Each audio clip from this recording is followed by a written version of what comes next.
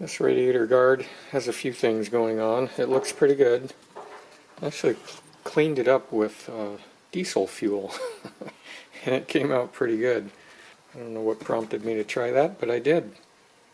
But it's still not quite as shiny as I would like for it to be. I have a lot of other things I can try, but I just tried this stuff, Carbide plastic restorer, on this section right down here, and it came out pretty good.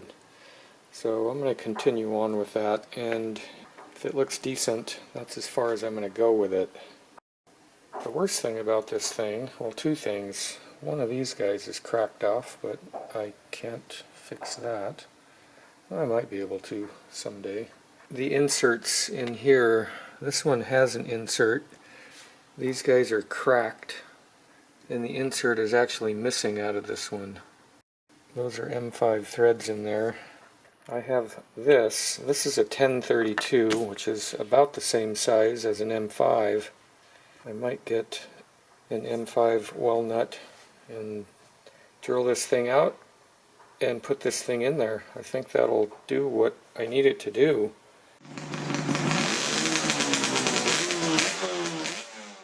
Those things are used to secure the chin fairing. For the cracks in here, I've been slowly layering super glue in there in the hopes that it'll eventually fill it all in. This is looking pretty good. I think this is as far as I'm going to take it. I've gone over it twice with that plastic restore, whatever that stuff is. I don't know where I got that from, but it looks pretty good. I don't know if you can tell the difference, but right here, it looks like it never faded out. That's what I was hoping to get to, but I don't think I will. I'm going to go to the chain guard next, because I think I'm going to use a different process on that. It's the same type of material. This chain guard has a lot of little defects in it, but this is what I have to work with. It's kind of shiny in some spots. It's got all these little marks, but what I'm going to do is go to the back side and take this triple-aught steel wool. I think I'm going to use some WD-40 and sand it, steel wool it. I don't really know if this steel wool is doing much good for this thing. It's certainly dulling the finish quite a bit, but I think it'll buff out. This I haven't touched yet.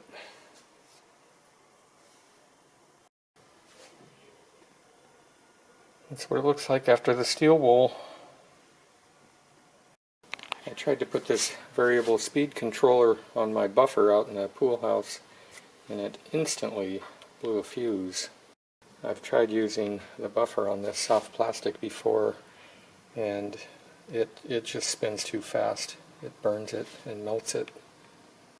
I received the M5 well nuts the other day, and I think this would work, but I'm going to try to pack that cavity right there full of JB Weld epoxy, and then I'll drill and tap it after it cures.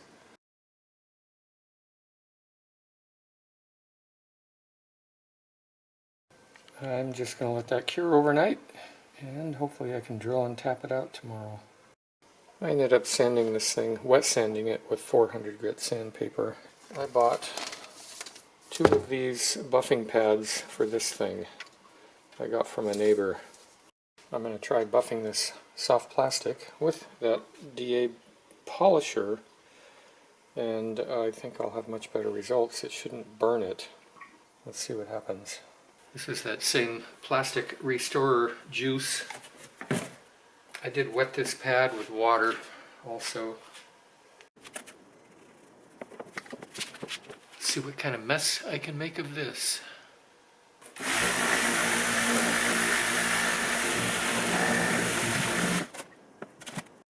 Well, that little bit, I would say, definitely did not do any damage.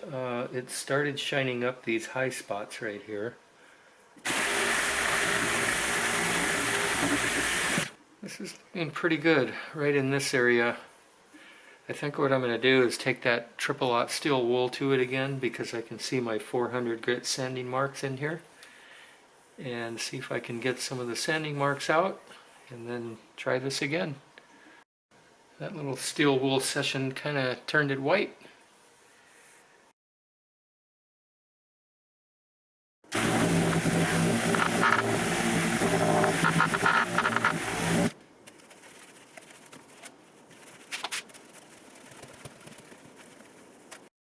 That is not good enough. It took the white out, as you can see here, but it's not shiny. I think I'm going to have to get my real DA buffer out and try it with the compound and polish. This video is getting too long. So I wet sanded this thing with 400 grit. I went to 800 grit and then 1000 grit, and it's looking pretty good. So I'm going to try to polish it again. I'm really having a tough time with this thing. The top portion is looking pretty good, but this flat side here doesn't. I even wet sanded with this 1200-1500 sponge stuff. It took me a long time, but I finally figured out how to get the desired finish on that chain guard. How about a new part? I don't think I can ever get this thing to shine. This brand new one has kind of a dull finish on it. It's interesting. So I think if I go back to the 1000 grit on this one, that's going to be how it ends up.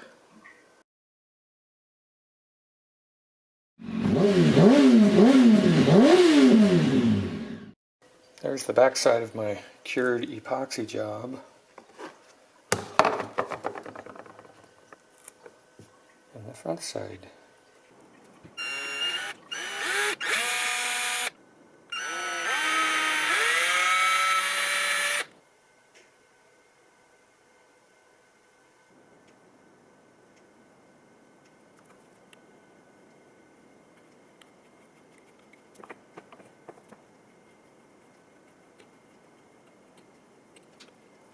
I don't really like this. I think it cut too much epoxy out. It's quite loose. I might just leave it. It may work alright, and this is an easy part to take off later if I need to take it off and drill this out and put the rubber weld nut in there. So that's it for now. I would say it's quite possible that I didn't let that epoxy cure all the way before I tapped it. It seemed kind of soft when I was tapping it out, but time will tell if it holds up. Lesson learned on this part, the part that I tried to restore, it just wouldn't come back.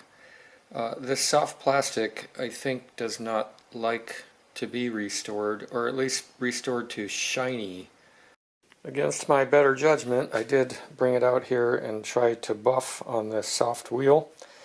And I was trying very hard to very lightly touch it to this wheel.